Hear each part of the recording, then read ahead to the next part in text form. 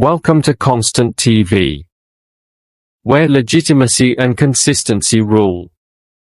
Today, we are going to bring to you the history of Mauryan Empire. If this is your first time, please endeavor to subscribe, like, comment and share our channel. Thank you. Let's dive in.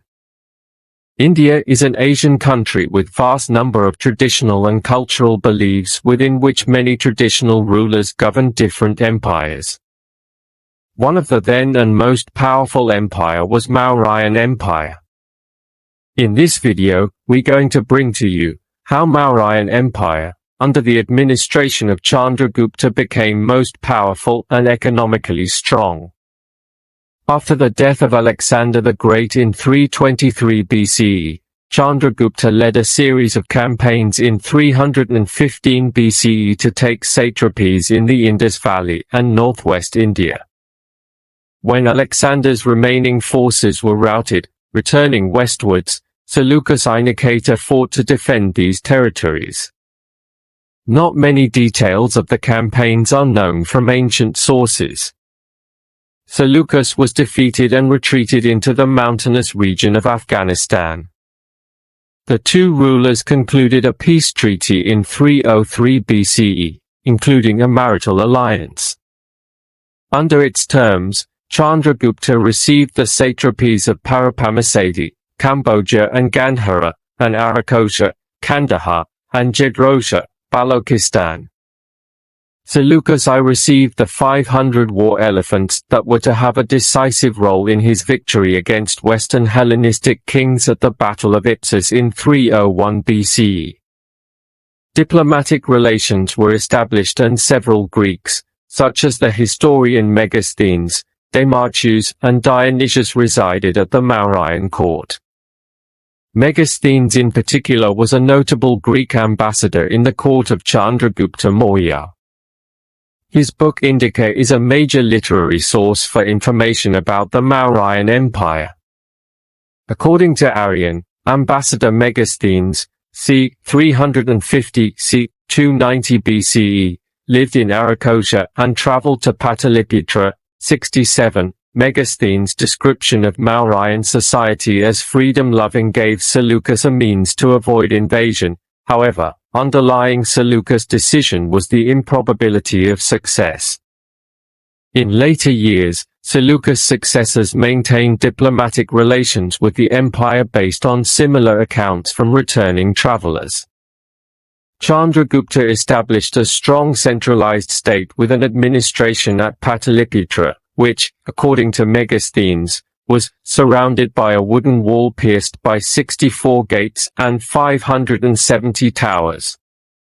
Ian, although not expressly quoting Megasthenes nor mentioning Pataliputra, described Indian palaces as superior in splendor to Persia's Susa or Ekbatana. The architecture of the city seems to have had many similarities with Persian cities of the period.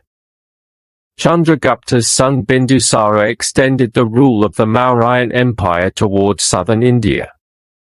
The famous Tamil poet Mamulana of the Sangam literature described how areas south of the Deccan Plateau, which comprised Tamil country, was invaded by the Maurya army using troops from Karnataka. Mamulana states that the Duga, people who resided in Andhra Karnataka regions immediately to the north of Tamil Nadu, formed the vanguard of the Mauryan army. He also had a Greek ambassador at his court, named Deimachus. According to Plutarch, Chandragupta Maurya subdued all of India, and Justin also observed that Chandragupta Maurya was in possession of India. These accounts are corroborated by Tamil Sangam literature, which mentions about Mauryan invasion with their South Indian allies and defeat of their rivals at Podiyal Hill in Tirunelveli district in present-day Tamil Nadu. Administration. The empire was divided into 4 provinces, with the imperial capital at Pataliputra. From Ashokan edicts, the names of the 4 provincial capitals are Tasali, in the east, Ujjain, in the west, Suvarnagiri, in the south, and Taxila, in the north. The head of the provincial administration was the Kumar, prince, who governed the provinces as emperor's representative. The Kumara was assisted by Mahamatiyas, great ministers, and council of ministers. This organizational structure was reflected at the imperial level with the emperor and his mantra parishad, council of ministers. The Mauryans established a well-developed coin minting system. Coins were mostly made of silver and copper. Certain gold coins were in circulation as well. The coins were widely used for trade and commerce. Historians theorize that the organization of the empire was in line with the extensive bureaucracy described by Chanakya in the Arthashastra. A sophisticated civil service governed everything from municipal hygiene to international trade. The expansion and defense of the empire was made possible by what appears to have been one of the largest armies in the world during the Iron Age. Military.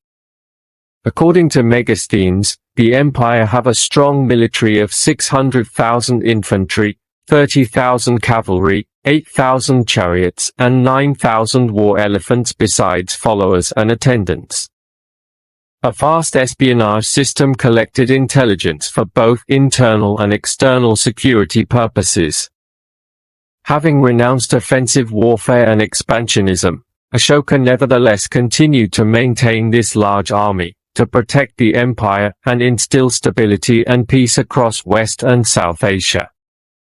Even though large parts were under the control of Mauryan Empire, the spread of information and imperial messages was limited since many parts were inaccessible and were situated far away from capital of the empire.